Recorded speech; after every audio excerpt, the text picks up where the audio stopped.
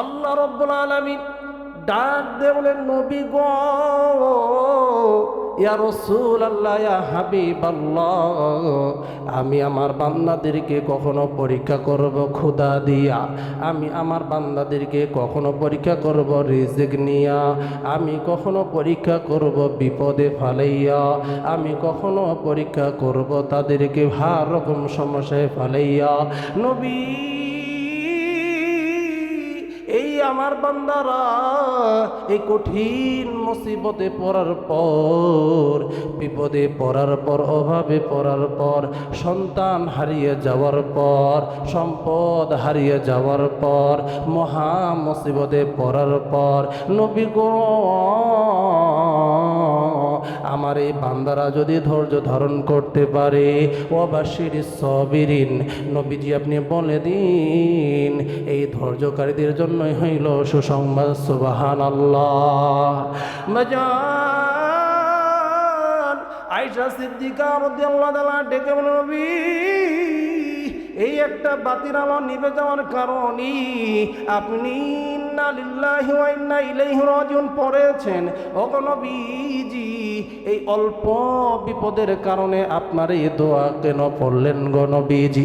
নবী ডেকে বলে, আয়েশা তুমি শুনে নাও, এই একটা বাতির আলো নিভে যাওয়াও একজন ইমানদারের জন্য মুসিবত। আয়েশা আমি বলে দিলাম,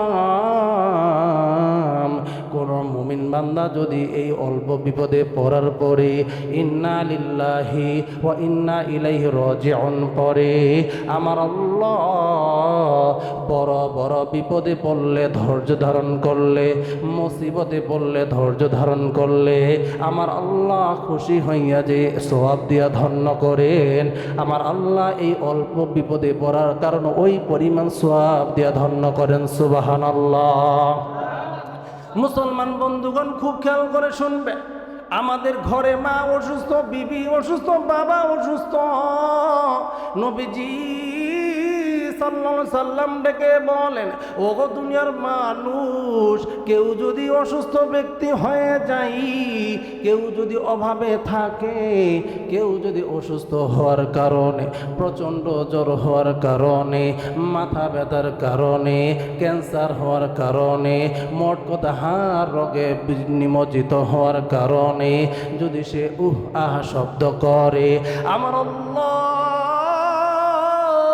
ফেরেশতাদেরকে ডেকে বলে, ফেরেশতারি, আমার বান্দা অসুস্থ হওয়ার কারণে যতবার আহ শব্দ করবি, আমি আল্লাহ বলে দিলাম, ও ফেরেশতা শুনে নাও, ওই আহ বলনেওয়ালা ব্যক্তির আমলনামায় সুবহানাল্লাহর সওয়াব লিখে ধন্য করে দাও। সুবহানাল্লাহ। নবী ডেকে বলে, দুনিয়ার মানুষ, কোন অসুস্থ ব্যক্তি যদি প্রচণ্ড ব্যথার কারণে, ক্যান্সারে আক্রান্ত ব্যক্তি, মাথা ঘুরনেওয়ালা ব্যক্তি, পেটের আক্রান্তওয়ালা ব্যক্তি যদি প্রচণ্ড ব্যথার কারণে যদি সে আহ শব্দ করার পাশাপাশি খিঁচুনি দেওয়া শুরু করে দেয়, আমার নবীজি ডেকে বলে, ও দুনিয়ার মানুষ শোনে নাও, আমার আল্লাহ ফেরেশতাদেরকে ডেকে বলে, ফেরেশতা তার আমলনামায় লা ইলাহা ইল্লাল্লাহর বলনেওয়ালা সওয়াব লিখে ধন্য করে দাও। সুবহানাল্লাহ। আপনারা বলতে পারেন, হুজুর লা ইলাহা ইল্লাল্লাহ বলার কেমন সওয়াব হতে পারে? মূসা আলাইহিস সালাম ডেকে বলেন, আল্লাহ, দুনিয়ার তামাম মানুষ আপনার জিকির করে, তামাম মানুষ আপনার ইবাদত করে, আপনার আমল করে, ও নবীজি, ও আমার মালিক, আপনি একটু আমাকে এমন কোন জিকির বলে দেন, এমন কোন দোয়া বলে দেন যে দোয়া আমি নবী ছাড়া কেউ বলবে না, যে জিকির আমি মূসা ছাড়া কেউ বলবে না। আল্লাহ ডেকে বলে, মূসা তুমি পড়ে নাও লা ইলাহা ইল্লাল্লাহ। মূসা ডেকে বলে, আল্লাহ, আমি চাইলাম বিশেষ দোয়া, যেই দোয়া কেউ পড়ে নাই, যেই দোয়া কারো মনে নাই, যে দোয়া আপনি কাউকে দেন নাই, ওগো আল্লাহ, এই দোয়া এই জিকির তো সবাই পড়ে, আল্লাহ গো আমাকে বিশেষ একটা দোয়া দেন, বিশেষ একটা জিকির দেন, যেই দোয়া আমি মূসা ছাড়া কেউ বলবে না। আল্লাহ ডেকে বলে, মূসা আল্লাহ দ্বিতীয়বার আবারও বলে দিলাম গো মুসারি তুমি পড়ে না লা ইলাহা ইল্লাল্লাহ। মুসা আলাইহিস সালাম ডেকে বলেন আল্লাহ এই কালিমা তো আপনি বারবার কেন আমাকে বলেন গো আল্লাহ, আমি 20-এর দোয়া চাই, আমি 20-এর আমল চাই, 20-এর আমি জিকির চাই, আপনি বারবার একই জিকির কেন পড়তে বলেন? ওগো আল্লাহ আমাকে আপনি নতুন জিকির দেন। আল্লাহ বলেন নবী মুসা তাহলে আবারও পড়ে নাও লা ইলাহা ইল্লাল্লাহ। মুসা ডেকে বলেন আল্লাহ ওগো মালিক আপনি একবার দুইবার তিনবার পর্যন্ত কেন আপনি লা ইলাহা ইল্লাল্লাহ বলতে বললেন? আল্লাহ ডেকে বলে মুসারি তুমি মনে করেছো এর চাইতে উত্তম কোন জিকির আছে?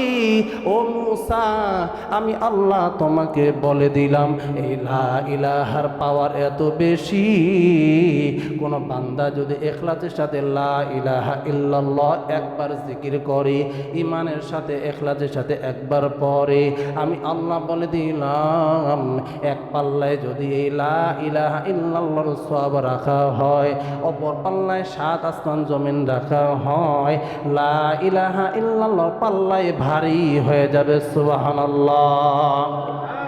নবী বলেন অসুস্থ ব্যক্তি যখন কাঠপুরি দেয় খিচুনি দেয় আমার আল্লাহ ডেকে বলে ফেরেশতারা শুনে নাও আমার বান্দা ব্যথায় ব্যথিত হইয়া, চর্মরোগে ব্যথায় ব্যথিত হইয়া, পেটের ব্যথায় ব্যথিত হইয়া ও ফেরেশতা আমার বান্দা খিচুনি দেয়, আমি আল্লাহ বলে দিলাম তার আমল নামায় লা ইলাহা ইল্লাল্লাহ সওয়াব দিয়ে ধন্য করে দিলাম। সুবহানাল্লাহ।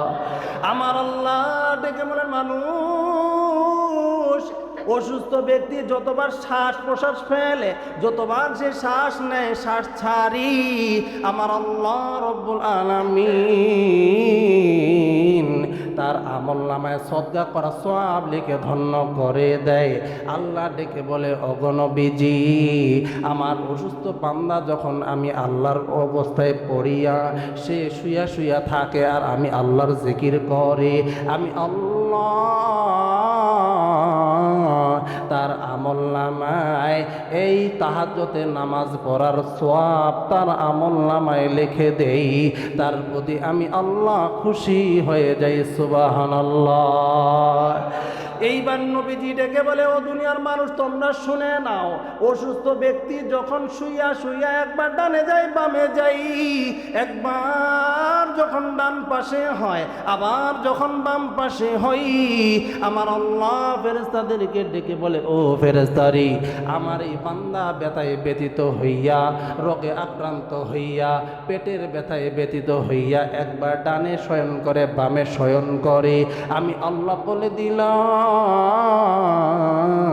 তার আমল নামায় আমি আল্লাহর বিরুদ্ধে যারা যুদ্ধ করতে চায় কাফের মুশরিক বেদাত তাদের সাথে যুদ্ধ করার সওয়াব আমি আল্লাহ তার আমল নামায় লিখে দেই। সুবহানাল্লাহ। এই জন্য নবীজি ডেকে বলে দুনিয়ার মানুষ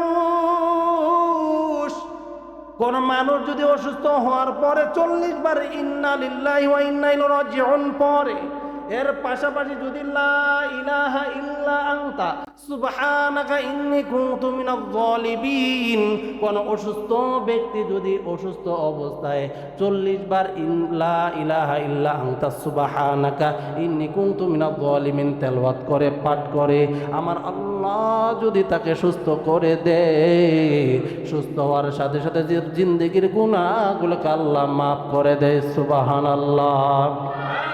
আর এই অসুস্থ ব্যক্তি 40 বার লা ইলাহা ইল্লা আনতা সুবহানাকা ইন্নী কুনতু মিনাজ জালিমিন বলার পরে যদি মারা যায়, আমার নবীজি ডেকে বলেন দুনিয়ার মানুষ আমার আল্লাহ রব্বুল আলামিন 40 বার এই আয়াত পড়ার কারণে তাকে শহীদি মৃত্যু দিয়া ধন্য করে। সুবহানাল্লাহ।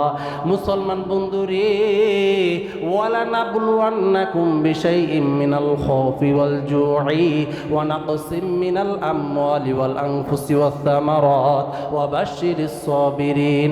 যারা আমি আল্লাহ বিপদে দেওয়ার পরে ধৈর্য ধারণ করবে, আমি আল্লাহ পরীক্ষা করার পরে যারা ধৈর্য ধারণ করবে, ওয়া বাশশিরিস সাবিরিন, আপনি নবী বলে দিন তাদের জন্যই হইল সুসংবাদ। সুবহানাল্লাহ।